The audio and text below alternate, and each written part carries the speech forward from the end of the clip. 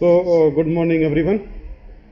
I would like to discuss the topic which was listed as Medical Council of India, functioning of Medical Council of India, professional misconduct, and the scope of consent in medical practice. Now, MCI has already been replaced by a National Medical Commission.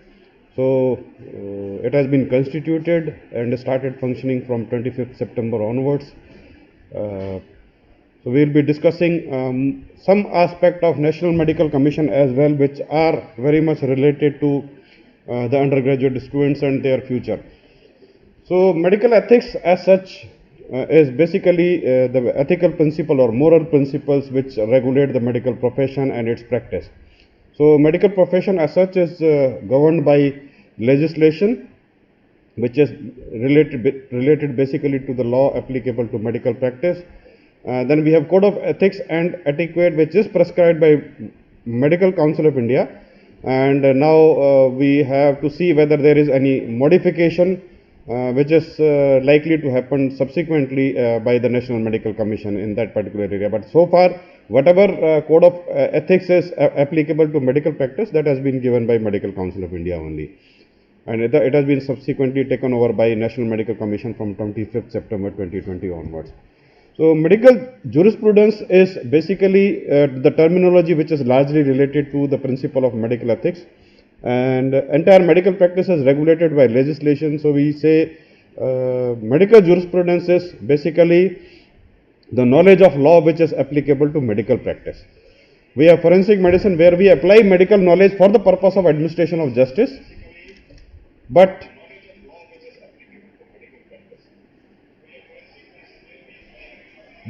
problem is that we have an inverse relation between medical jurisprudence and forensic medicine, but largely they are interrelated with each other. So we say that knowledge of law which are applicable to medical practice is medical jurisprudence, but in common terminology, forensic medicine and medical jurisprudence are used as interchangeable or with the same meaning.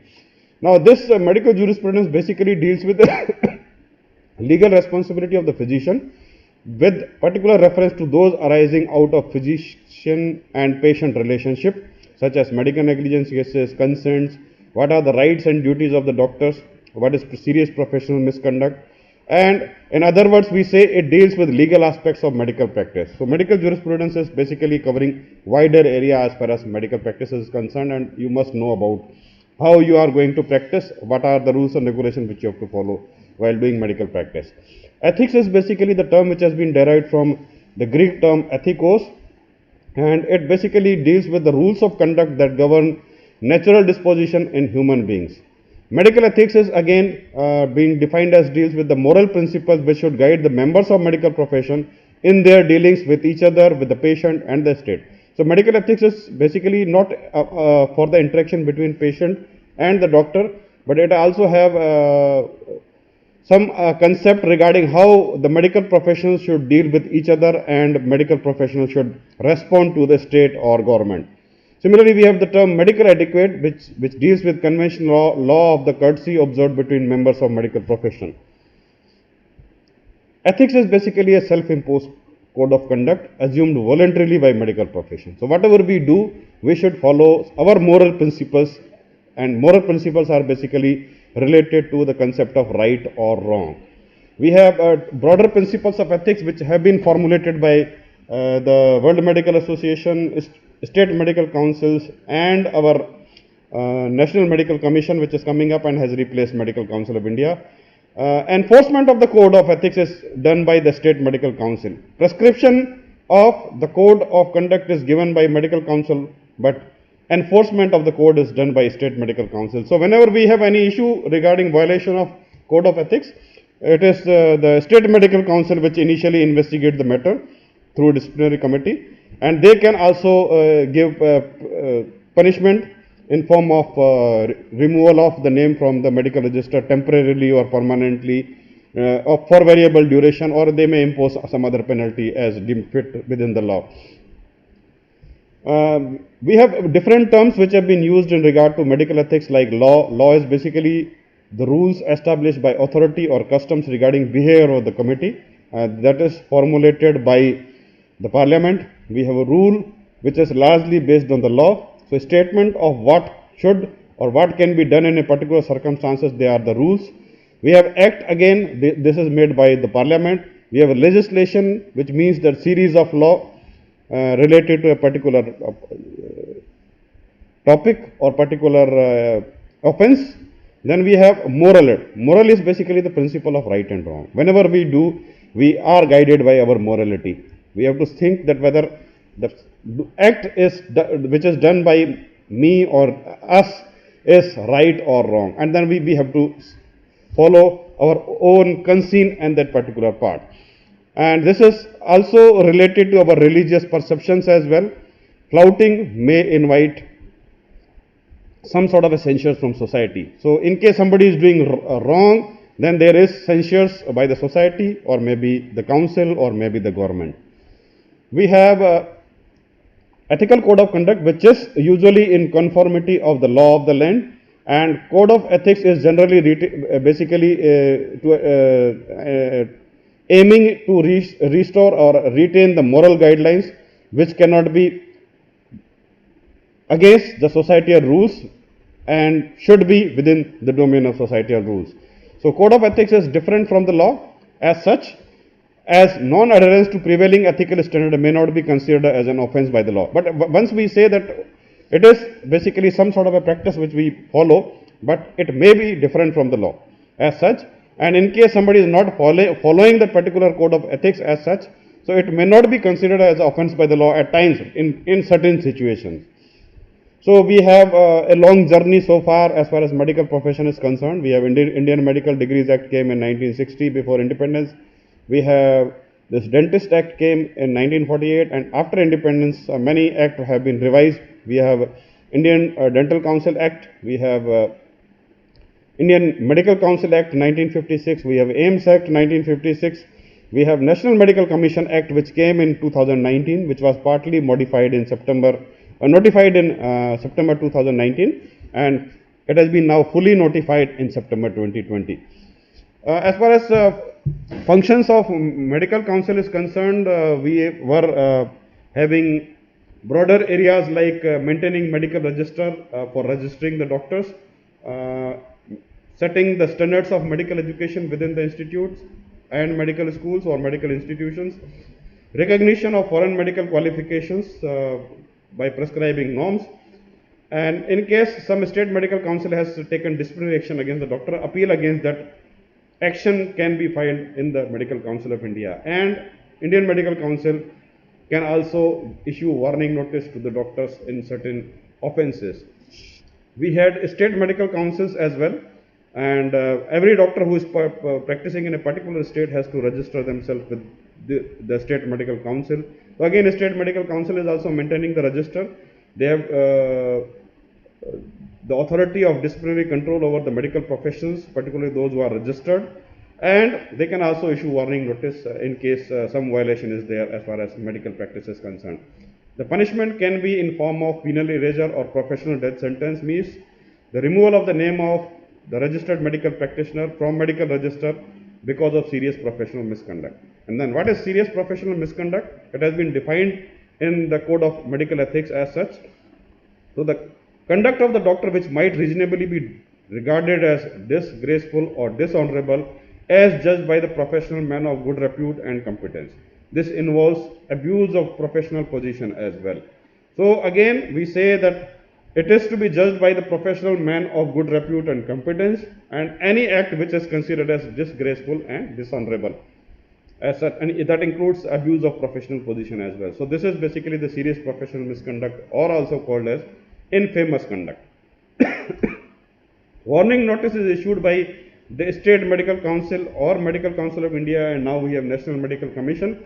And in the Code of Ethics, there is the list of offence which constitute serious professional misconduct, and we have to do everything within the rules and regulations prescribed by Medical Council of India or Code of Medical Ethics prescribed by Medical Council of India. Any guilty of violation of the Code of Ethics doing illegal practice as such, again, like punishment can be just in form of a warning or maybe penal erasure where registration is cancelled for that particular person. So now we have National Medical Commission which is in existence. So this is just fully notified on 25th September 2020, and that has a chairman, 10 ex officio members and 22 part-time members. Currently, Dr. S.C. Sharma, who was head of the Department of ENT at AIIMS only, he is the chairperson of that. We have our director, AIIMS, who is also one of the members. So this is basically the composition where we have one chairperson, 10 ex officio members and 22 part-time members. The chairperson is basically the medical professional of outstanding ability with proven administrative capacity and integrity, must hold PG degree and should have at least 20-year experience, out of which at least 10-year experience shall be as a leader in the area of medical education. We have ex officio members, again the numbers are 10, and we have different members, like we have the President of Undergraduate Medical Education Board under NMC Act, President of Postgraduate Medical Education Board, President of Medical Assessment and Rating Board, and President of Ethics and Medical Registration Board. So these are the 4 boards which will be constituted under NMC, and President of all these 4 boards, who are independent in its functioning, are the members of National Medical Commission. We have Director General Health Services, Government of India, who is also a member. Director General Indian Council of Medical Research is also the member. Director of any of AIIMS to be nominated by central government. So our AIIMS Delhi director is also one of the member as of now. We have 2 persons which are to be nominated from different institutions like PGI Chandigarh, JIPMER Pondicherry, Tata Memorial Institute Mumbai, NIGRIM Shillong, and All India Institute of Hygiene and Public Health Kolkata. So among these institutions, only 2 members shall be nominated by Government of India on rotation basis, and 1 person to represent the Ministry of the central government, who is in the Ministry of Health and Family Welfare, up to the rank of Additional Secretary to Government of India, can be nominated by government. So these are the 10 people who are member of the commission. Then we have part-time members, which has total number of part-time members is 22. So out of these 22, we can see 3 members are to be appointed from amongst the person which has ability, integrity and standing in medical professional with special knowledge and professional experience covering wider aspect. We have 10 members which are to be appointed on rotational basis from the state and the union territories in the Medical Advisory Council for the period of 2 years, and 9 members are to be appointed from the nominees of state and union territories in the Medical Advisory Council for the term of 2 years. So part-time members can maximum work up to 2 years as such in medical profession. They can be renominated through the process. Now, functions of National Medical Commission is very clearly defined in NMC Act 2019, which have been implemented in 2020. NMC has to lay down the policies for maintaining a high quality and high standards in medical education and shall make necessary regulation in this behalf. NMC has to lay down the policies for regulating medical institutions, medical research and medical professionals and make necessary regulation in this behalf. So, maintaining high standard, high quality in medical education, regulating the medical institution, medical research and medical professional, then assessing the requirement in healthcare. So we have to upgrade our health care facility, healthcare system. So we have to continuously reassess the requirements of healthcare system in form of human resources, infrastructure, and we have to plan that how we are going to improve significantly with the time. We have to promote, coordinate and frame guidelines and lay down policies by making necessary regulation for a proper functioning of the Commission, Autonomous Board and State Medical Councils. So that is function of NMC. NMC has to ensure coordination among the autonomous boards. NMC has to take such measure as may be necessary to ensure compliance by the State Medical Council of the guidelines, frames, regulations made under the NMC Act 2019 and for their effective functioning as well.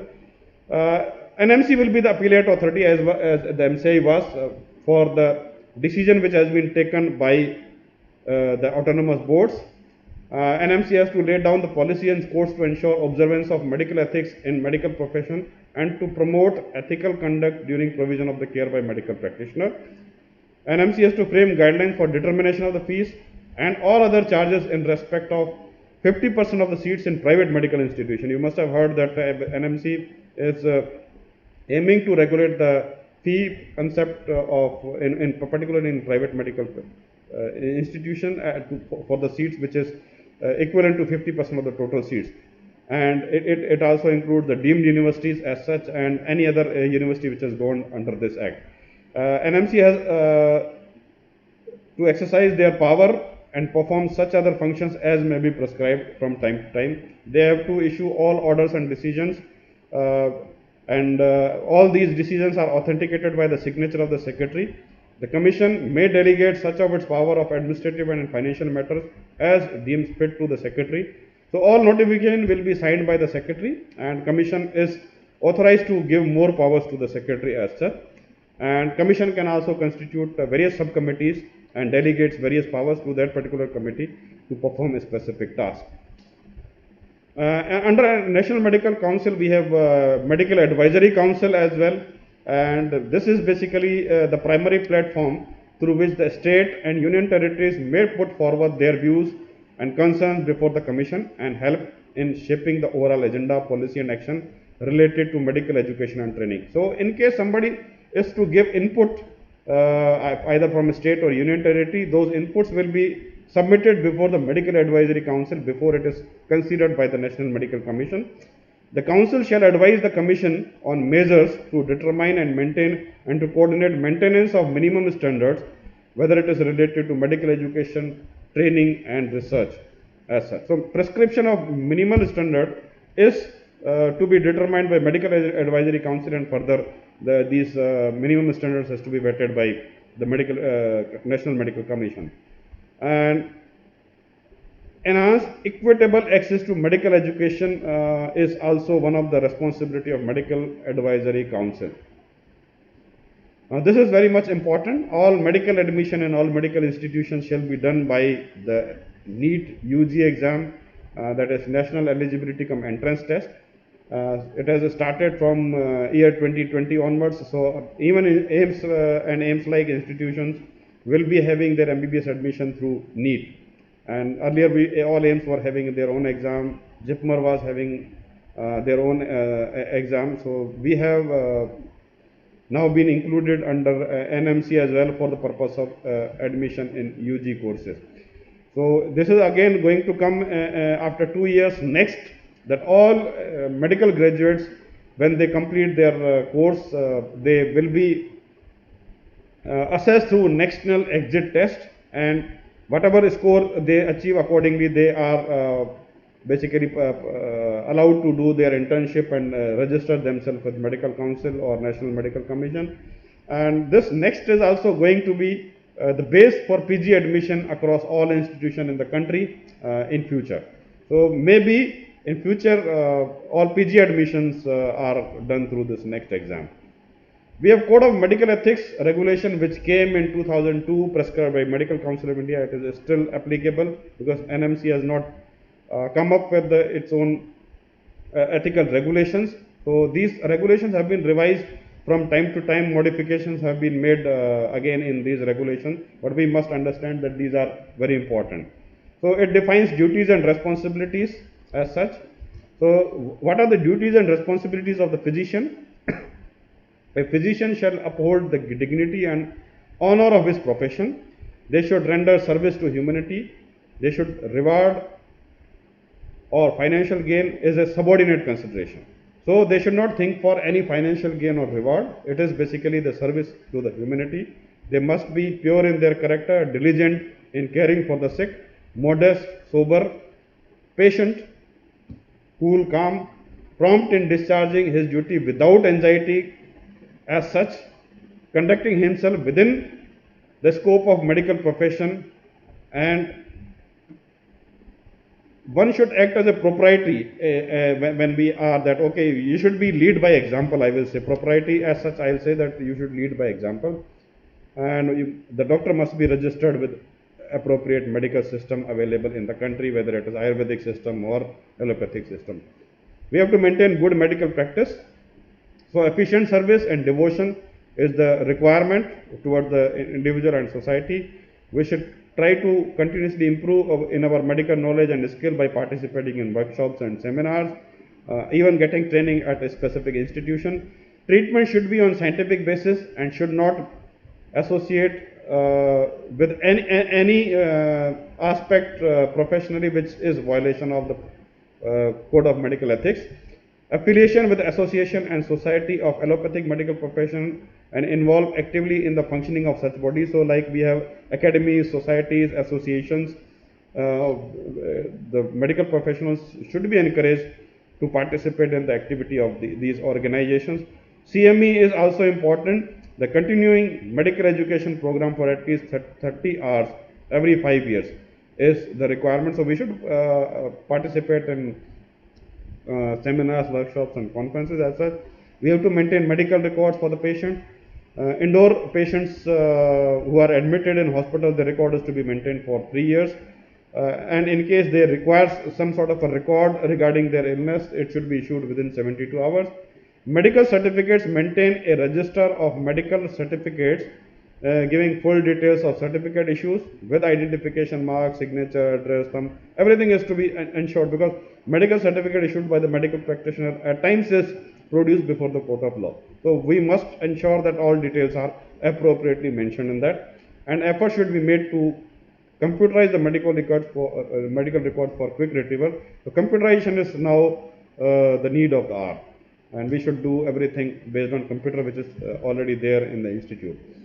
Display of registration numbers by the medical professional on any prescription, on any certificate issued, or even money receipt which is received in form of a fee, that is mandatory. We shall display a suffix, particularly the name which is there on the medical degree as such. We can also mention the degrees or diploma which we have membership or honor, but it should be of significance as such, like just the membership of any society or so we should not ideally disclose. We should prescribe only generic drugs as such, and with proper rationale and proper indication of the drug. Highest quality assurance in the patient care is to be ensured. Exposure of unethical conduct is also one of the requirements. In case we observe that somebody is doing unethical practice, we should expose such kind of a person as such without fear, favor, as such, particularly in order to serve the humanity. Payment of professional service, again we should not think for any financial gain. Interest of the patient is always priority. There should not be any financial conflict with the patient because of any reason as such. Whatever the charges are, we should announce in advance. Any payment which we are going to receive, it should be within the scope of discussion between the patient and the doctor as such. So it should be informed well in advance, and we should not say as such like, in case I am unable to treat you, you should not pay me. So no cure, no payment should be unethical as such, because we are not 100% sure to what extent patient is going to improve. We may be successful in making the patient appropriate to the extent of 100%, but we should not commit as such. That may amount to unethical practice. Physicians who are rendering service on behalf of the state shall refrain from anticipating or accepting any consideration. So in case you are a government servant, we have to be careful. Evasion of legal restrictions. So in case whatever laws are applicable in medical practice, we have to observe them as such, whether it is related to biomedical waste, whether it is related to MTP, or now currently we have Epidemic Disease Act which is prevailing. So many laws are there, and we should not evade any legal aspect which is related to medical practice in any situation, whether it is a pandemic situation like we are facing today, or biomedical waste management, or MTP Act. So whatever laws are applicable in medical practice, we should respect that. The duties of physician towards the patients are that we have obligation to seek, but again we are not bound to treat each and every person as such. We can still refuse, but in case of emergency, whatever primary or first aid we can give to the person, we should ensure. Similarly, we should not only be ever ready to respond to the cause of the sick and injured always, because that is within the scope of our professional duties as well. So first aid should be given, and in case we want to refer the patient to higher center, we can refer it after giving some sort of a first aid as such, and with proper notes as such, that why we are referring the patient to that particular hospital. In case we are referring the person to some other physician for some help, that can be, and that is acceptable. But in case of emergency, again we have to treat the patient by providing them first aid. No physician shall arbitrarily refuse treatment to the patient without any justification. We cannot refuse the patient. In case patient has come, we can, and definitely every physician is not competent or to deal with each and every disease, so we can refer it, but again, before refusal, before referring, we should have proper justification. Medical practitioner having any incapacity which is detrimental to the patient or which can affect the performance vis-a-vis the patient is not permitted to medical practice as profession. So we have to think our limitation. In case we have some sort of incapacity as such which will be affecting the patient care service, we should be careful about that. We have to deal with the patient with patience, with delicacy and confidentiality. So whatever communication is between patient and doctor, that must be kept confidential and secret, and only in certain situations like privileged communication, we have to disclose it. Prognosis, we should not give aggregated or minimum situation. We have to take a balanced view as when we are discussing about the prognosis of the disease to the patient or their relatives. So we should not be high, we should not be low, it should be optimum, which is to be discussed with the patient or their relative. Patient must not be neglected, because we have right to choose the patient, but patient must not be neglected. We should respond to emergency situations whenever patient is calling us. We should not neglect the patient. We should not willfully commit an act of negligence that may deprive the patient or patient from the necessary medical care. And we should not be negligent in any aspect as far as patient or patient family is concerned. And particularly in gynae cases, in case we see that one doctor is unable to attend, they should refer or provide a facility of another physician in that particular situation as well. Whenever we have a special situation, like gynae cases are always emergency in labor room. So in case one person is unable to attend, there should be some replacement available in that particular situation. So in case of consultation, unnecessary consultation should be avoided. Consultation should be for the patient's benefit. That these are the two key parameters: no unnecessary consultation, and in case we feel it should be for the benefit of the patient as such. It should be punctual. Like we should not delay the consultation. In case we feel that okay, immediate consultation is required, you should refer at the earliest without undue delay, without looking at what I am going to gain or what I am going to lose. And a statement to the patient after consultation is again very important. That in case we are particularly the referring consultant to which the patient has been referred, all statement to the patient or his representative should be given in presence of the consulting physician, except otherwise agreed. Difference of opinion should not be diverged unnecessarily as such. So we should not criticize as such that the other person has done right or wrong. Treatment after consultation, again, it is up to the referring physician whether they want to go with the advice given by the referee consultant or not. Patient which is referred to the specialist, always inform, there should be a document of reference where patient summary is always there. So whenever you see in hospitals the practices, in case we are referring the patient for consultation in any other department, there is a written sheet which is submitted mentioning the brief detail of the patient. Fee and other charges, whatever fee or charges they are applicable for providing patient care services, they must be clearly told to the patient, they must be displayed as such outside the chambers. Even we have to write the details on our letterhead about our name, our designation, registration number and qualifications which we have. Responsibilities of physician to each other, like how we deal with each other. This is basically the medical etiquette. So with pleasure and should feel privileged to render gratuitous service to all physicians and their immediate family members. So we should be very cordial when we are interacting with each other and each other's family as a medical professional. We have to be very caring in conduct while providing consultation. We should not think of any insincerity, any rivalry or any envy. We have to deal everything with the due respect. No discussion should be carried out on in the presence of patient or his relative, and ideally when we are dealing with our own professional colleague, we should not charge any fees for that.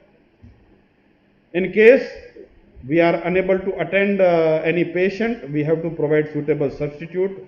For that we have to talk to the respective person that if he is agreeing for taking additional responsibility in our absence, and there should be a proper reputation of fellow physician to whom we are referring the patient in our absence as well. We should not unnecessarily visit another physician's patient as such. Only when it is properly referred, we should deal with the particular patient, and we should not also give unnecessary remarks about the diagnosis and treatment that has been adopted by that particular physician that the person has done wrong as such. So we have duties toward the public and our paramedical staff as well. So as a physician, we are citizens as well, so we have to be a role model for the society by behaving like a good citizen. We have to disseminate advice on public health issues and enforcing the laws of the community as such to the society. We have to cooperate with the authorities in administration of sanitary public health laws and regulation. Towards the public and community health, we have to enlighten the public concern, quarantine regulations, measure for prevention of epidemic and communicable disease, and also notify the communicable disease. So it is our responsibility to notify the communicable disease. We have to advise quarantine to the people as such which are applicable. So currently all these practices are being followed in the current pandemic of COVID-19. So we have to be a good citizen, we have to be a good professional, and when we are dealing with our paramedical staff, we have to encourage them. We have to seek their cooperation, we have to be polite towards them and respect whatever their contribution in our team is. What are unethical acts? So it is basically again said that no aid, abet or commit. No one should abet, aid or commit the following acts which shall be construed as unethical act. So what are these acts which one should not do as a medical professional? One is advertising, like soliciting the patients, inviting attention to the professional position. Okay, I am so and so, I am having these extra qualities as such. We should not approve, recommend, endorse, issue certificate or report or statement with respect to any drug, medicine, any remedy, surgical item, therapeutic articles or any apparatus or any commercial product regarding their quality as such with our signature name. So we should not issue any certificate that okay, this is very good and rest all are worse. So that is not within our domain. Exception to the unethical acts include a formal announcement in press regarding the following, like on starting the medical practice in case you are joining a particular hospital, on change of type of practice as such, on changing the address, on temporary absence from the duty, on resumption of another practice, on succeeding to another practice, and public declaration of the charges. So these things are not amounting to unethical acts. Similarly, printing of self-photograph or any other such material of publicity in the letterhead or on the sideboard of the consulting room or any such clinical establishment, except printing of sketches, diagram, pictures of human system. They are not unethical, but otherwise in case you publish your own photograph for publicity, that is unethical. Patent and copyrights, again, we may patent surgical instrument, appliance, medical, any medications, or copyright application methods and procedure. However, it shall be unethical if the benefits of such patents or copyrights are not made available in situations where the interest of large population is involved. So in case it is for the benefit of the public, we should provide those benefits to the public as such. Running an open shop, again, it is not permissible, it is not unethical for a physician to prescribe or supply drug, remedy or appliance as long as there is no exploitation of the patient. We should not open the shop as such. There should not be any exploitation of the patient. Rebates and commission is unethical. Performing euthanasia is also unethical. Like secret remedies, these are regulated by altogether different acts. So whatever drugs we are prescribed by, we are prescribing as medical professional, they must be carrying a proprietary formula and must have to carry a clear name. Human right aspect is to be taken care of, particularly in regard to medical examination of the person. So in case we feel that there is violation of human right, we have to intimate to the appropriate agency. What is misconduct?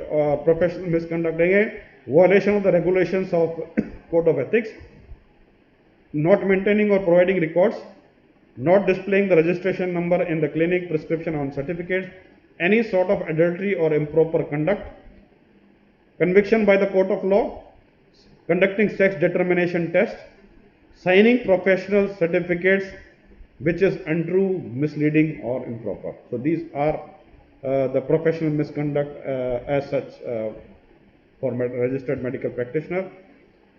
In case we are contravening the provisions of Drugs and Cosmetic Act or NDPS Act and regulations made under these acts, we are performing or enabling unqualified person to perform an abortion or any illegal operation for which there is no medical, surgical or psychological indication. So performing illegal operation, in case we are assisting someone who is not competent, not qualified, it amounts to misconduct. Issuance of certificate of efficiency in modern medicine to unqualified or non-medical person. So we should not issue somebody who is not qualified in a particular area certificate that okay, he is competent to do with this.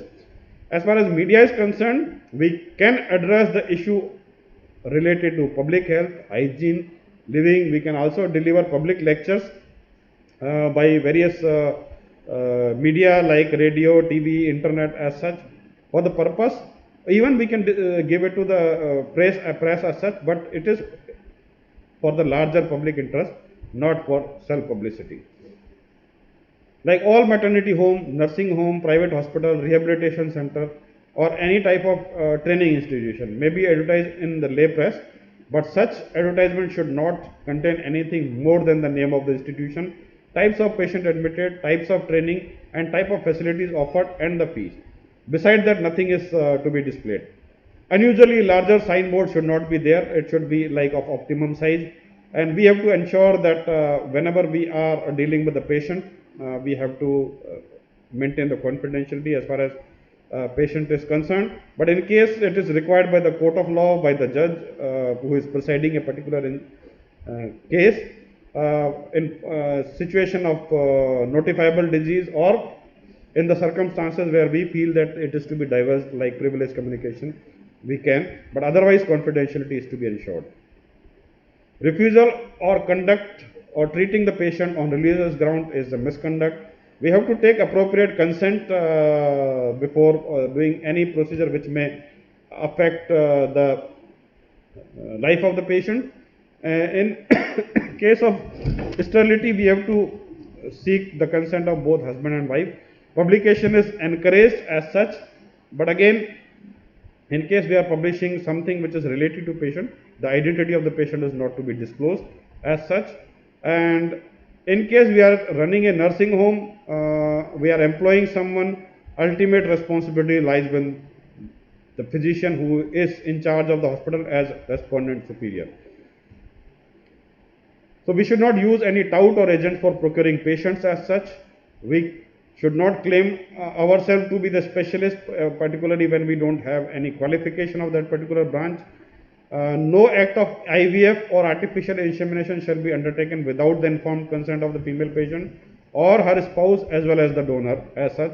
So when we are dealing with the cases of artificial insemination or in vitro fertilization, we have to be very careful with proper recording of consent from the patient, spouse of the patient as well as the donor.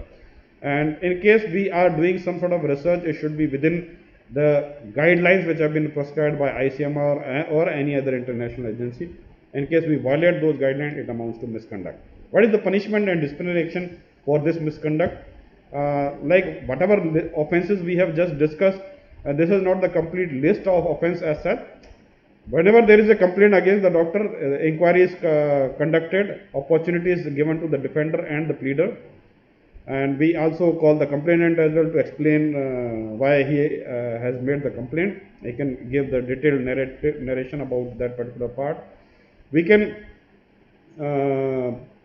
see that after proper inquiry, Medical Council of India can prescribe punishment like deletion the name from the medical register for the specific purposes or for the specific time period. It may be permanent as well in case offense is very serious. And again, whatever punishment is prescribed, it is widely publicized in media and in the professional bodies. So further, in case it is for limited period, the same is removed for the shorter period, and again it is restored again. Decision on any complaint is to be made within 6 months. It should not go beyond 6 months. In case there is delay, there must be reasons for that. And during the pendency of the complaint, again, a counsel is free to restrain the physician from performing a specific procedure or medical practice as such. And again, whenever we are discussing about the disciplinary action against any medical professional, it should be judged by the peer group as per guidelines prescribed by the State Medical Council or Medical Council of India. Peer group means like there should be a responsible specialist of the same discipline who is part of the disciplinary committee as such. Again, we have to sign the declaration when we are registering ourselves as far as medical practice is concerned. And basic is that we are not going to disharm the patient. We are not going to harm the patient. Ultimately, what we are going to do is to benefit the patient as such. And we have professional secrets as such, which is related to the professional secrecy, and it can be diverged in certain situations. We have the professional secrecy. In case we have to diverge it, consent of the patient is must. No information is given to third party. No information is given to relative, particularly in case we have adult who is the patient as such. We have to deal with the situation of husband and wife, particularly in situation we have discussed like IVF. Servant and master, again privileged communication in case servant is suffering from some disease which we feel that master must be aware of, particularly infectious disease we can. Employee and employer, like in case somebody is suffering from color blindness and he is the railway engine driver, he can't differentiate between red signal, green signal. So again we can basically inform. So there are certain situations where we can break the rule of secrecy or confidentiality, but again in the larger interest of the public, looking at all parameters as such. So in case somebody is in police custody, we have issues, we can inform the findings to the police or to the judge as well. Medical examination, at times for the purpose of insurance claim, whatever findings and details of the disease are, they are disclosed to insurance company, again on the written consent of the patient or the family of the patient itself. Publication in medical journal we have already discussed. Consent and dead person, again in case autopsy is to be done, it is within the legislation which is prevailing in the country as such. And whatever charges are, whether it is free of cost or with charges, everything is to be detailed to the patient in that particular circumstance. So consent of patient is important for releasing of the information. No press release is to be given unnecessarily. No unauthorized person should handle the record. Safe custody of the record is to be ensured and properly classified, in particularly in medical legal situations. Issuing of the medical records is again for the benefit of the patient, for the purpose of research, for the purpose of education, for the court of law, for criminal investigation, and for disposal of any other pending matter related to that, but only after following the rules and regulation. In case consent is required, consent can be obtained. We have privileged communication, which is basically a statement made as a moral duty or a statutory duty, and it is always made to the person who is directly concerned. And publicly, mainly the concept is that it should be in larger public interest, whether it is infectious disease or sexually transmitted disease, in case we suspect some crime, patient's own interest as such, and for the purpose of court. For various reasons, in case we feel that this is our moral duty to divulge information in larger public interest. And only concerned party, it is not like widely publicized, it should be given directly to the person who is concerned for that. Then coming to third part of the discussion in today's lecture is consent. Now, when we are treating the person, we are working in the hospital, we are touching the patient, everything is very much related to the consent. When patient is coming to the hospital, he is coming to your room, it is considered as implied consent. This person is coming voluntarily to get treatment. But in case you have to do certain procedures, even injections, etc., we have to be following the principle of consent. So it is basically a voluntary agreement, permission or compliance.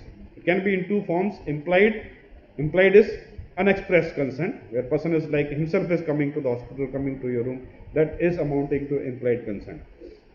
Or even when you are prescribing some injections and you are preparing the injection and you said, okay, I have to give you injection, and he himself is raising the arm, and in deltoid region we are injecting the drug particularly, so that is amounting to implied consent. As express consent is always either person says or gives in writing, and it is usually voluntary and informed about the nature of the disease, complications which are likely to there, treatment which is prescribed, alternative treatments. So it is basically based on the principle of full disclosure and balanced act of risk and benefits as such, which is explained to the patient.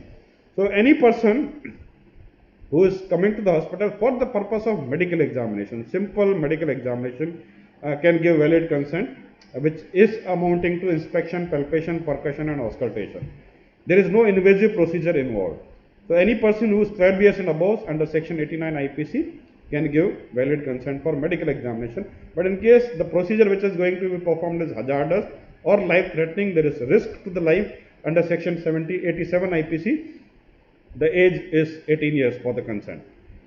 Again, principle of consent is, it is basically the autonomy of the individual. That person has freedom to choose the patient, the hospital, the doctor, the treatment opportunity, everything is offered to him, and patient has right to choose it. So it is basically the individual autonomy of the patient as such. It is within the scope of constitutional right under section 21 of Indian Constitution. And again, it is also important to respect the human dignity and bodily integrity. That's why consent is required. Consent is basically defined under Indian Contract Act 1872, which says that two or more persons agree upon the same thing in same sense, they are said to consent. Consent means voluntary agreement, compliance or permission. Okay, so it is basically between the two or more than two people as such, and it's a voluntary as such. And similarly, why we require consent in medical treatment? Because of various law you have seen, section 87, 88 IPC, section 92 IPC we will be discussing. And again, Indian Medical Council Professional Conduct, Etiquette and Ethics Regulation 2002 also mentions specifically, before performing an operation, the physician should obtain in writing the consent from husband or wife, parent or guardian in case of minor, or the patient himself as the case may be. And in case the surgery may lead to sterility, the consent of both husband and wife is needed. So again, Medical Council of India has also prescribed the concept of consent in Regulation 2002. And further, Honorable Supreme Court decreed that correctness or appropriateness of the treatment procedure does not make the treatment legal in the absence of consent. So, to make the treatment legal, whether treatment is given correct or appropriate, in case it is done without the consent, it is an offense. So, we have to follow the principle of consent for giving treatment. Again, who is authorized to give consent? For simple medical examination, for diagnosis and treatment. Any person who is conscious, mentally sound and about 12 years of age can give valid consent under section 88 and 90 IPC. The person should be conscious, mentally sound and more than 12 years of age. But that doesn't include the invasive procedure. In case we have to do invasive procedure, then we have to see that a person must be 18 years or above. In an emergency situation, particularly involving children, when nobody is there, we have the concept of loco parentis, where a school teacher during picnic, when child is away, particularly in the best interest of the child, we can, headmaster or chief warden of the residential school can take decisions as a loco parentis. Now, consent is invalid if given under fear, fraud, misrepresentation of the fact by mentally unsound person, by person who is not fully conscious, by person ignorant of implication of the consent, and person less than 18 years of age, particularly for surgical practices. Blanket consent at time of admission, that you want to do whatever you do, I am giving you free hand, that is not the appropriate consent as such. So consent should be specific for a specific procedure at that particular time. And in case we have some sort of a declaration in our hospital format that okay, I'll not do anything against the hospital in case I am even facing any harm because of the treatment, that is again illegal practice. So we have implied consent, that is also called tacit consent, express consent. Again, it is verbal or written, and informed consent, particularly in surgical practice, is important. In implied consent, again, this is very common variety. Patient coming to hospital, holding off his arm, we have already discussed. But again, it is restricted to only like inspection, palpation, percussion, auscultation, and just sonographic examination, not involving any other invasive procedures. Rectal examination, vaginal examination, withdrawal of blood for diagnostic purpose, either oral or written, express consent is required. And then particularly for lumbar puncture, radiological procedure, endoscopic procedure, written express consent is required.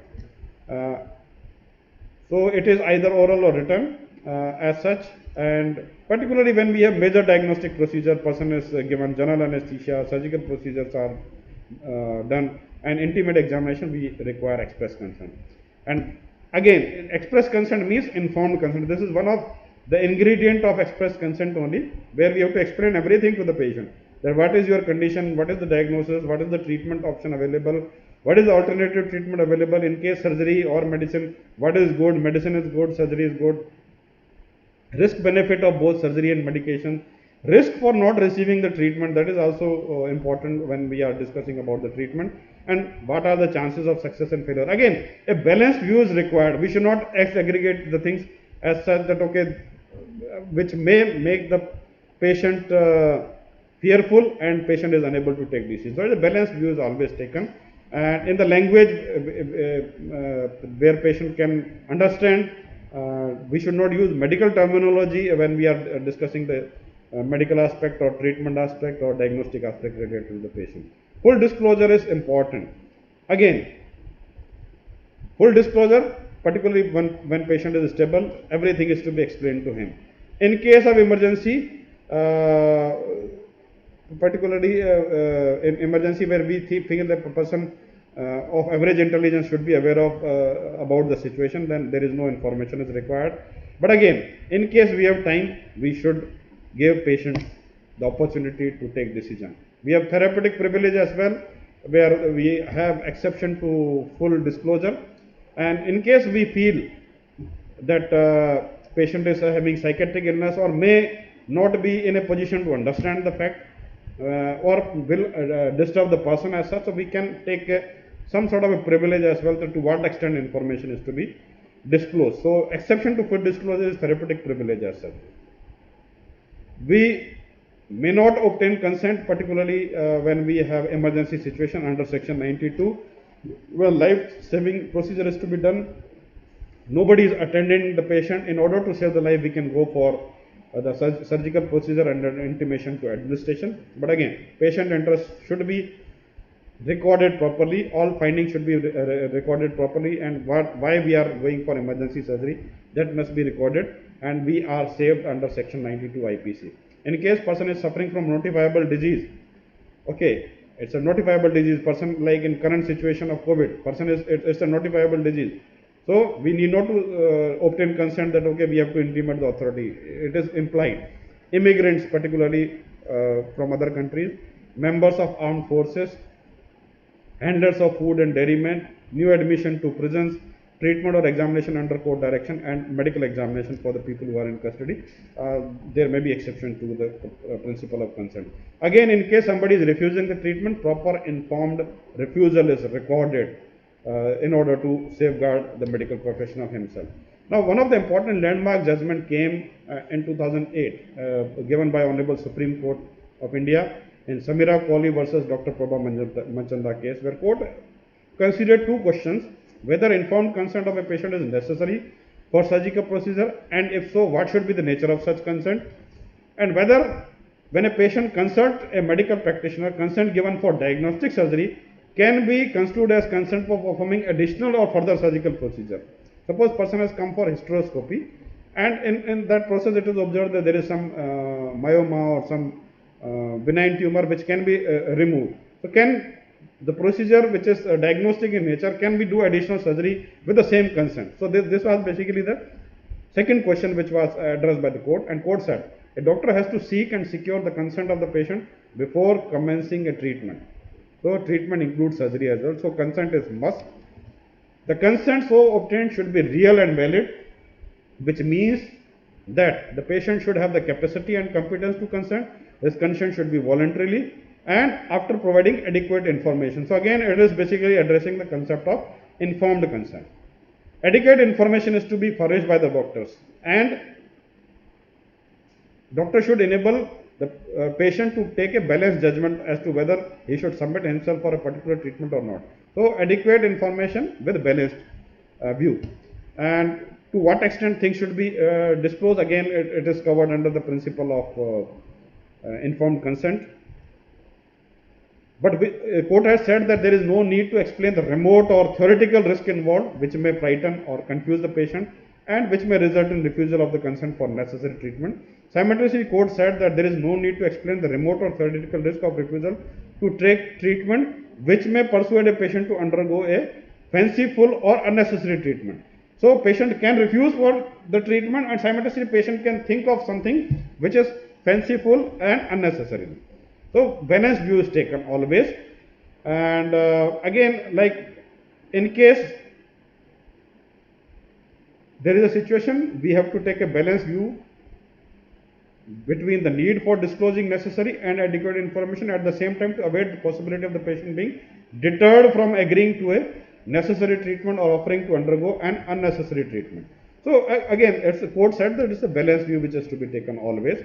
Consent given only for diagnostic procedure cannot be considered as consent for therapeutic treatment. So court made it very clear that in case consent is obtained only for hysteroscopy, one should go for hysteroscopy, but cannot be this consent cannot be taken for the procedure which is additional to the diagnostic procedure. Consent given for specific treatment will not be valid for conducting some other treatment procedure. So it is always the procedure is specific, treatment is specific. The fact that unauthorized additional surgery is beneficial to the patient, or that it would save considerable time and expense to the patient, or would relieve the patient from pain and suffering in future, are not the grounds of defense in an action in tort for negligence or assault or battery. So in case you think that it was beneficial, but at the same time these are not the defenses as such, it is amounting to negligence. Only exception to this rule, court said that when additional procedure, though unauthorized, is necessary in order to save the life and preserve the health of the patient, and it would be unreasonable to delay such unauthorized procedure until patient regain consciousness and take decision. So in case of life-threatening situation, in order to save the life of the patient, save the health of the patient, again emergency is exception. Otherwise, consent for a specific procedure is specific to that particular procedure only. And in case we think that okay, we are doing diagnostic, but additional surgery may be required, we can take dual consent. So court said there can be a common consent for both diagnostic and operative procedure where they are contemplated. In case we anticipate that we are going for diagnostic, but we may end up performing surgery as well, we can take dual consent for the both well in advance. And again, whatever is to be given to the patient, it should be of balanced view, it should not be of higher degree, it should not be of lower degree, so that anybody can take a decision on that particular part. Again, physical and mental condition of the patient is also to be taken or kept into mind while giving details, and risk and consequences which are attached to treatment. So we should think that, okay, it should not harm the patient physically, or it should not affect the mental condition of the patient as far as treatment is concerned. So we have special problems, particularly related to consent, that in case somebody is under intoxication, what is the scope of consent? We can provide treatment in order to save the life as such, but we can't collect the samples till the time patient regain consciousness. In case unknown person unconscious, we can take the sample, but again we can't do surgeries as such. But again, life-threatening situation, we can perform surgery. Prisoner, again, we have to treat them appropriately. In case somebody has been arrested, we have section 53 CRPC. We can conduct examination. Medical legal autopsy always on the request of the police. Relation or disease has no role to play. Pathological autopsy definitely require consent. Then we have organ transplantation. Any organ is to be removed, any organ is to be transplanted. There is a way to take consent from the family members and from the deceased or from the recipient. Refusal of treatment is to be appropriately recorded. Refusal for treatment in suicidal cases, again, is to be done with the law of the land. And we have the principle of loco parentis in emergency situation. So we have, as a practitioner, duty of reasonable skill and care, proper sterilization, proper instrument, proper drug, proper explanation. All these are parameters related to our duties. And then we have important declaration which we have to keep in mind. We have International Code of Medical Ethics, which is prescribed for medical professional. We have Declaration of Geneva. The ethical principles are largely related to the Declaration of Geneva. We have Declaration of Tokyo, which is basically related to torture and cruelty. MTP Act came into existence in 1971 after Declaration of Oslo regarding therapeutic abortion, and biomedical research on human subject is based on Declaration of Helsinki, which came in 1975. So this was something about the Code of Ethics, which is prescribed by Medical Council of India. Now we have National Medical Commission in existence. We have principle of consent, which are very much related to our medical practice and day to day. So this was the end. Thank you very much for your patient hearing. I will be interested in hearing you for any question or any suggestion. You can send me an email on drsanjeevlalwani@gmail.com. Thank you very much.